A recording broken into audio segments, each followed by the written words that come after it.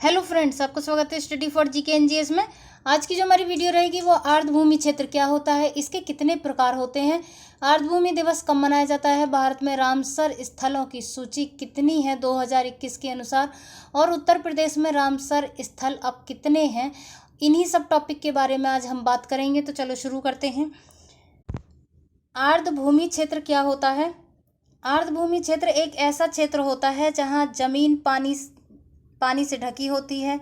तालाब, झील, नदी का डेल्टा, दलदली भूमि, समुद्र का किनारा आदि जगहों को आर्द्रभूमि क्षेत्र कहा जाता है। भारत में वेटलैंड को स्थलाकृतियां भिन्नता के आधार पर निम्नलिखित 4 वर्गों में विभाजित की गई हैं, जिनमें कि पहला है हिमालयी आर्द्रभूमि, दूसरा है गंगा के मैदान में आर्द्रभूमि, रेगिस्तान की आर्द्रभूमि और तटीय आर्द्रभूमि।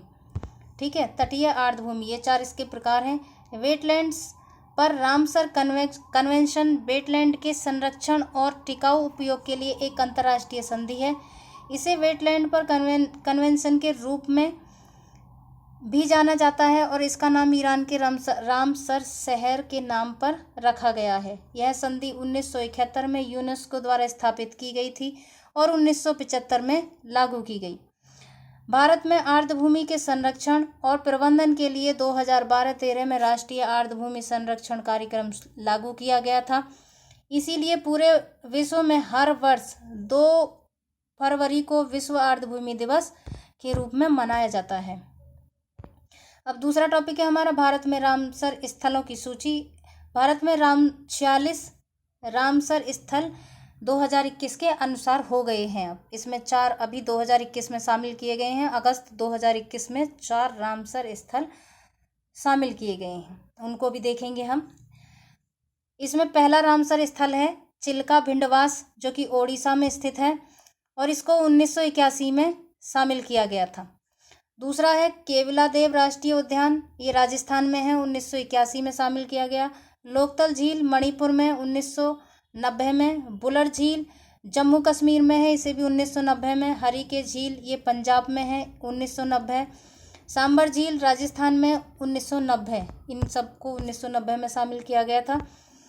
उसके बाद है कंजरी झील, जो कि पंजाब में स्थित है, इसको 2002 में। रोपण वेटलैंड ये पंजाब में है, इसको 2002 में।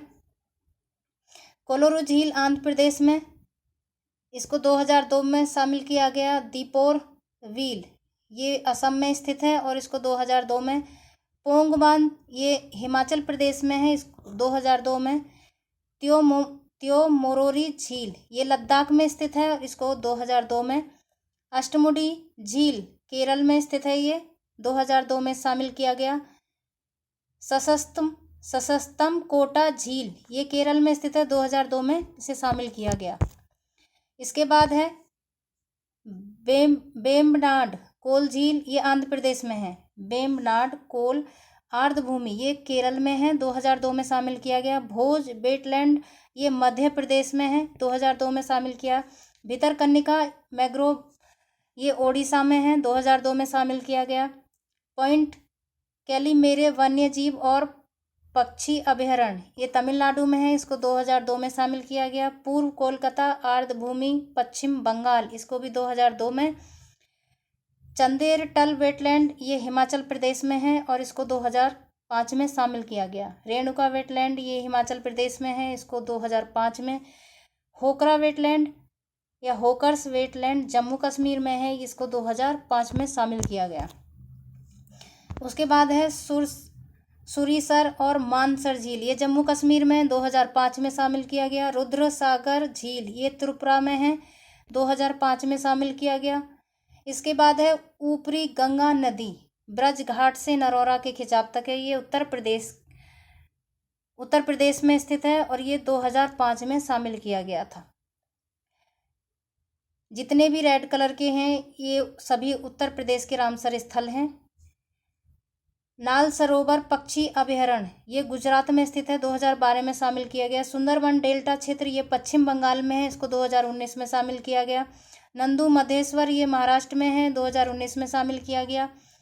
अब है 29वां है नवाबगंज पक्षी अभयारण्य ये उत्तर प्रदेश में है और 2019 में शामिल किया गया। 30वां है केशोपुर मियानी कम्युनिटी रिजर्व, ये पंजाब में है, 2019 में शामिल किया गया। उसके बाद है व्यास संरक्षण, ये पंजाब में स्थित है और 2019 में शामिल किया इसको। नागल वन्य जीव अभयारण्य, ये पंजाब में है, 2019 में।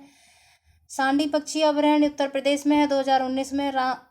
समसपुर पक्षी अभयारण्य, ये उत्तर प्रदेश में है, 2019 में शामिल किया गया। समन पक्षी अभयारण्य, ये उत्तर प्रदेश में है, 2019 में शामिल किया गया। पार्वती अरंगा पक्षी अभयारण्य, इसको उत्तर प्रदेश में है ये और 2019 में शामिल किया गया। सरसई नावर झील, ये उत्तर प्रदेश में है और 2019 में शामिल किया गया। उसके बाद है 38वां है आसन कंजर्वेशन रिजर्व, जो कि उत्तराखंड में है और 2020 में इसको शामिल किया गया। उसके बाद है कांवरताल, ये बिहार में है, 2020 में शामिल किया। लोनार झील, ये महाराष्ट्र में स्थित है और 2020 में इसको शामिल किया गया। उसके बाद है सुर सरोवर झील, कीथम झील, ये उत्तर प्रदेश में है और 2020 में शामिल किया गया। त्योंकर आर्द्रभूमि क्षेत्र, ये लद्दाख में है, 2020 में शामिल किया गया। सुल्तानपुर राष्ट्रीय उद्यान, ये हरियाणा में है और 2021 में शामिल किया गया। भिंडवास वन्य जीव अभयारण्य, ये हरियाणा में है, 2021 में शामिल किया गया। उसके बाद है थ्योर झील वन्य जीव अभयारण्य, ये गुजरात में है, 2021 में शामिल किया गया।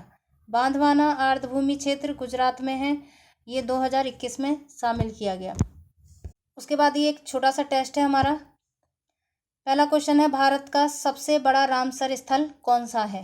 तो पश्चिम बंगाल में स्थित सुंदरबन वेटलैंड भारत का सबसे बड़ा रामसर स्थल है। यह लगभग 4230 वर्ग किलोमीटर क्षेत्र में फैला है। दूसरा क्वेश्चन है भारत का सबसे छोटा रामसर स्थल कौन सा है? तो इसका आंसर हो जाएगा हिमाचल प्रदेश में स्थित रेणुका वेटलैंड भारत का सबसे छोटा रामसर स्थल है। यह लगभग 2 किलोमीटर क्षेत्र में फैला हुआ है, 0.2 वर्ग किलोमीटर में फैला हुआ है। अगला क्वेश्चन है भारत में सबसे ज़्यादा रामसर स्थल किस राज्य में स्थित है? इसका आंसर हो जाएगा भारत में सबसे ज़्यादा रामसर स्थल 8 रामसर स्थल हैं जो कि उत्तर प्रदेश में स्थित हैं। अगला क्वेश्चन है सबसे पहली रामसर साइट कौन सी है? तो पहली पूछी है इसमें, तो अक्टूबर 1981 में भारत के 2 रामसर स्थलों को सबसे पहले रामसर स्थल घोषित किया गया था। पहला है ओडिशा में स्थित चिल्का झील और दूसरा है राजस्थान में केवलादेव राष्ट्रीय उद्यान। इन दोनों को ही सबसे पहले शामिल किया गया था। उसके अगला क्वेश्चन है वर्ष 2021 में शामिल किए गए कौन कौन से हैं? तो ये है वर्ष 2021 में ये 4 क्षेत्र हैं। पहला है भिंडवास वन्यजीव अभयारण्य जो कि हरियाणा में है। दूसरा है सुल्तानपुर राष्ट्रीय उद्यान, ये भी हरियाणा में है। थोल झील वन्यजीव अभयारण्य गुजरात में। वाधवान आर्द्रभूमि, ये गुजरात में। 2 हरियाणा के और 2 गुजरात के ये आर्द्रभूमि स्थल क्षेत्र शामिल किए गए हैं। इस वर्ष 2021 में 4 नए रामसर क्षेत्र इसमें शामिल होने से अब इनकी संख्या कितनी हो गई है? 46 हो गई है। ये हमारा टॉपिक यहीं समाप्त होता है। इसे आप अच्छे से तैयार करें, खासकर उत्तर प्रदेश को आप अच्छे से तैयार करें क्योंकि अब उत्तर प्रदेश के कोई भी एग्जाम में अब उत्तर प्रदेश का सामान्य ज्ञान बहुत ज़्यादा पूछा जा रहा है। करंट अफेयर भी पूछा जा रहा है और उससे रिलेटेड जो बजट है वो भी पूछा जा रहा है। इसलिए इन तीनों टॉपिक को अच्छे से तैयार करें, ठीक है। अगर आपको अच्छा लगे तो मेरे चैनल को सब्सक्राइब कर सकते हैं। Okay, thank you.